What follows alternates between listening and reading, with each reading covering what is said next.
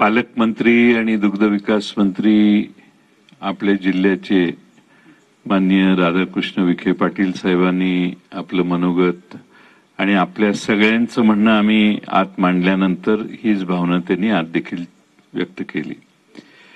त्यांनी 2-3 महत्त्वाचे मुद्दे सांगितलेले आहेत की कांदा निर्यात बंदी ही पुन्हा येऊ नये याची काळजी केंद्र सरकारने घ्यावी, म्हणजे कांदा उत्पादकांची समस्या वाढणार नाहीत।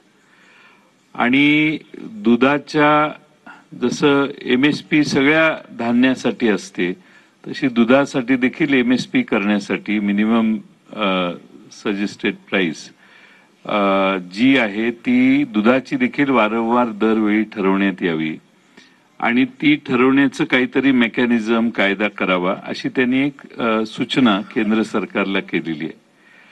आज आपण 2 प्रश्नांसाठी इथं बसलोय, त्यातला कांदा उत्पादकांचा प्रश्न, निर्यात बंदी होऊ नये आणि निर्यात बंदी करायची असेल तर किमान शेतकऱ्यांशी संवाद साधून काहीतरी मार्ग निघाला पाहिजे।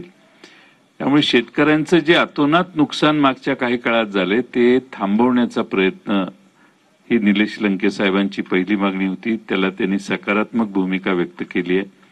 दुधाच्या प्रश्नाच्या संबंधात आज त्यांनी परवाच विधिमंडळात निवेदन केलेलं आहे की 30 रुपयापर्यंत दर सगळ्यांनी दिला पाहिजे आणि वरचे 5 रुपये सरकार देणार म्हणून।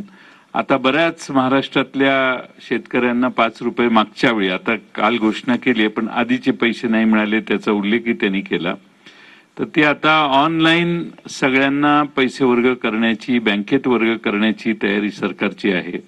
पण त्याचबरोबर दूध उत्पादकांना कायमस्वरूपी न्याय मिळाला पाहिजे, यासाठी काहीतरी मार्ग निघाला पाहिजे हा हट्ट आणि आग्रह निलेश लंके खासदार साहेबांचा आहे। खासदार साहेबांनी ही दुसरी मागणी केली आहे, त्याला त्यांनी काही वेळ कालावधी मागितलेला आहे की थोडासा कालावधी द्या आम्हालाही, त्याच्यात प्रोसेस करून थोडासा वेगवेगळ्या घटकांशी बोलून हे मेकॅनिझम कसं तयार करता येईल यासाठी तेही काही वेळ मागतायत।